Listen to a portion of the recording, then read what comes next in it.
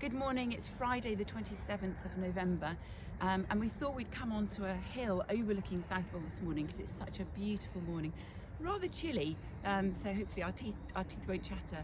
But we come into today knowing now what tier we're going to be all going into as of next week, which brings many challenges, continues to bring many challenges for us all. And whilst we're thinking about how things are going to work over Christmas as well, we come today to a psalm that invites us to reflect on the values that can enable a family, a household, relationships to flourish, whatever the circumstances, whatever the challenges. And I think it also gives us, it's a very short psalm, one of the Psalms of Ascent, but it gives us a way in which we can pray for our family over Christmas, whether we're able to see them or not. And it sets, it's Psalm 128, and it sets two essential ingredients of real happiness. A right relationship with God, and above all that's expressed by walking in his ways in obedience to him, and then enjoying the fruits of hard work, of hard labor. And those are two marks of what enables someone to know God's blessing in life. And again, thinking about the challenges of the time in which we're living, both of those in different ways will have been really tested. So, but here's a prayer that we can pray for families, for households coming towards Christmas. So we're going to read Psalm 128. Blessed are all who fear the Lord, who walk in obedience to him. You will eat the fruit of your labor. Blessings and prosperity will be yours. Your wife will be like a fruitful vine within your house. Your children will be like olive shoots around your table. Yes, this will be the blessing for the man who fears the Lord. May the Lord bless you from Zion. May you see the prosperity of Jerusalem all the days of your life. May you live to see your children's children. Peace be on Israel. So this psalm signposts us to how we can pray very simply and powerfully for children, grandchildren, for those we know in extended families, for friends, and to pray for these two twin things that are set out in verse 1, to pray that they might know a right relationship with God. And what a wonderful gift that is, whatever life may hold, to know that God is with you, and that you can walk with him. And then the other thing is to pray that they will know the blessing, will see the fruit of hard work. And the Psalms never duck the challenges of hard work, not just paid work, but whatever God gives us our hands to do.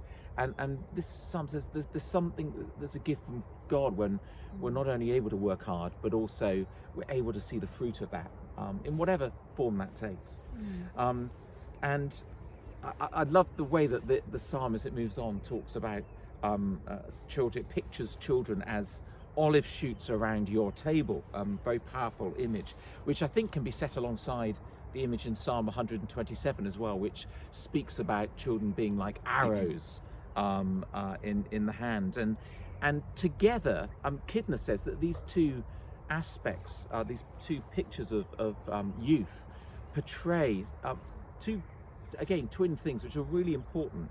The tender growth of an olive shoot that needs to be nurtured, but also the fiery zeal of those arrows that need directing, but never with suppressing it, and just being able to guide and direct that fiery zeal alongside nurturing the tender growth. So again, really helpful pictures when it comes to supporting younger people who are going through the challenge of this pandemic and facing very particular demands on their lives, uncertainty over education and jobs in the future.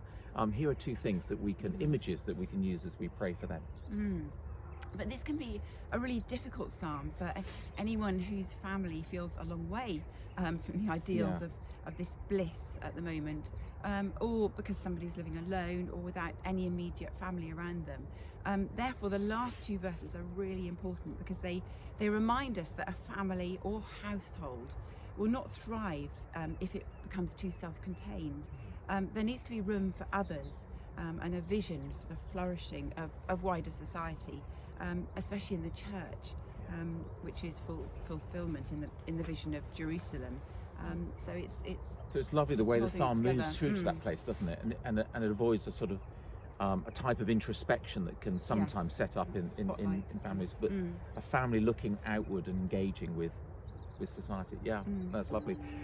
Well, again, this morning, on this Friday morning, we've got a song from Joanne and Neil. We're so grateful to them, and we chose this song, Waymaker. Some of you will know it's a very new song, because we're trusting that whatever the future holds, whatever these next weeks hold, leading up to Christmas, that we'll know that God is with us. He's light shining in the darkness. He is the Waymaker. And so I hope you'll enjoy this song, and as a prayer for us as we come to the end of today. And we're going to ask one last thing of Joseph before we go into this song, because not only does it look so stunning behind, but while we've been here, the sun is coming up over on this side. So we're going to see whether Joseph can just do a quick panoramic, and which has given him a little bit of a challenge. And then we hope you'll enjoy the song.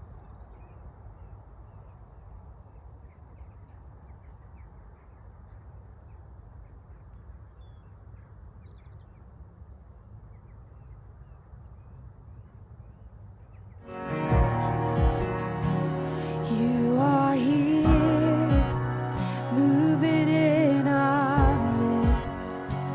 I worship you. I worship you. You are here, you're working in this place. I worship you. I worship you. You are here, moving in our midst. I worship you. I worship you. You are here, working in this place. I worship you. I worship you. Yes, you are waymaker, miracle worker, promise keeper, light in the darkness. My God, that is who you are. Yes, you are waymaker, miracle worker, promise keeper, light in the darkness. My God, that is who you are. You are here, touching every heart. I worship you. I worship you. You are here, healing every heart. I worship you. I worship you. You are here, you're turning lives around. We worship you. We worship you. You are here, you're mending every heart.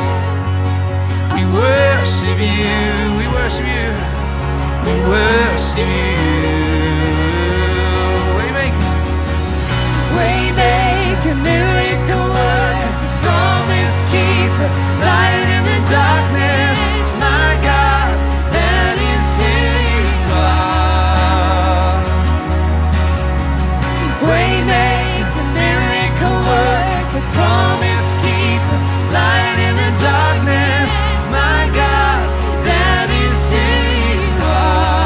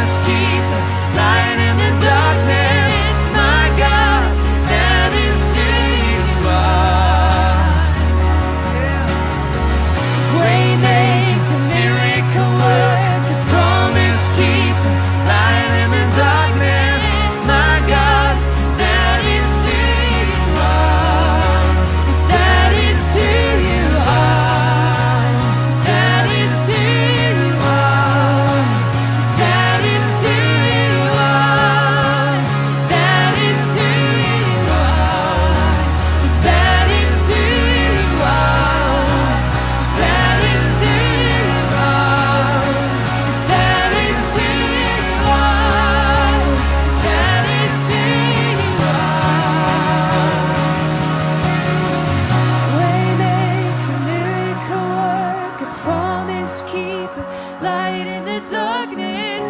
My God, that is who you are. That is who you are. Waymaker, miracle worker, promise keeper, light in the darkness. My God, that is who you are. Lord, shine your light. Even when I don't see it, you're working.